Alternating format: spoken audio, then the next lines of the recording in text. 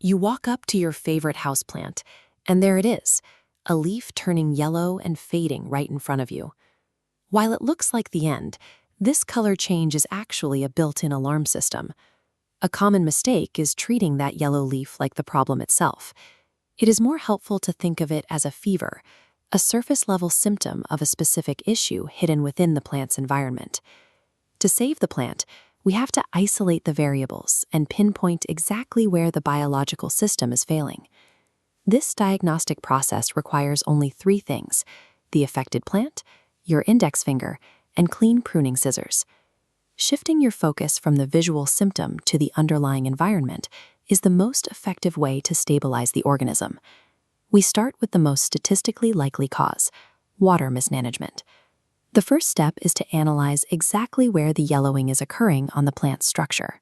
If the lower, older leaves, like the ones on the right, are becoming limp and fully yellow, the plant is likely being overwatered. When soil stays saturated, water fills the microscopic gaps, displacing the oxygen roots need to breathe. Without air, roots suffocate, causing lower leaves to drop.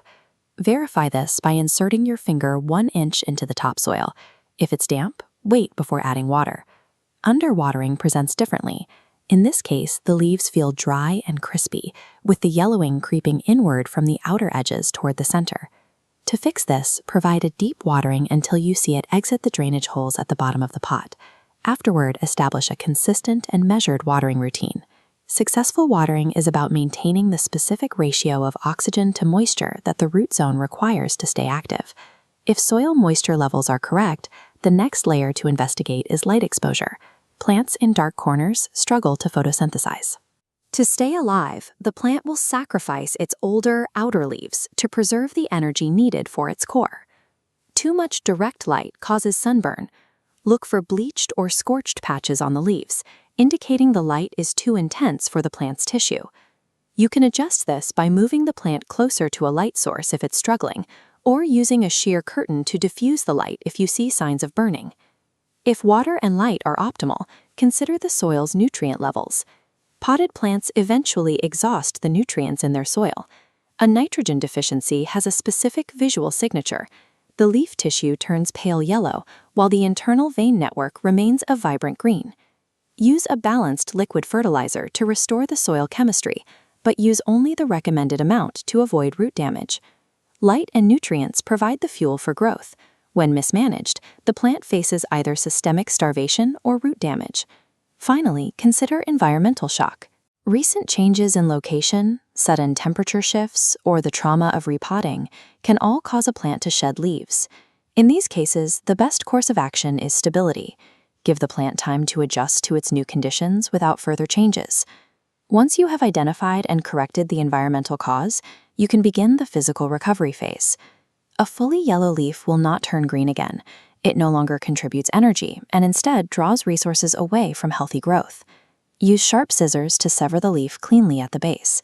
Avoid tearing the foliage, as jagged wounds can lead to further tissue damage.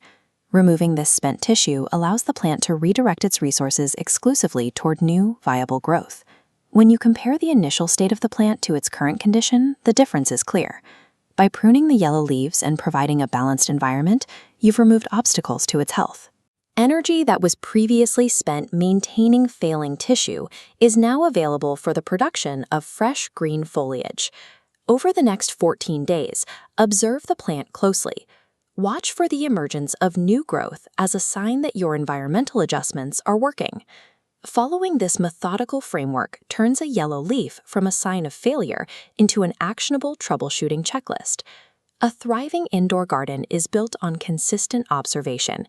By learning to recognize these environmental signals early, you can maintain the health of your plants long before a problem becomes critical.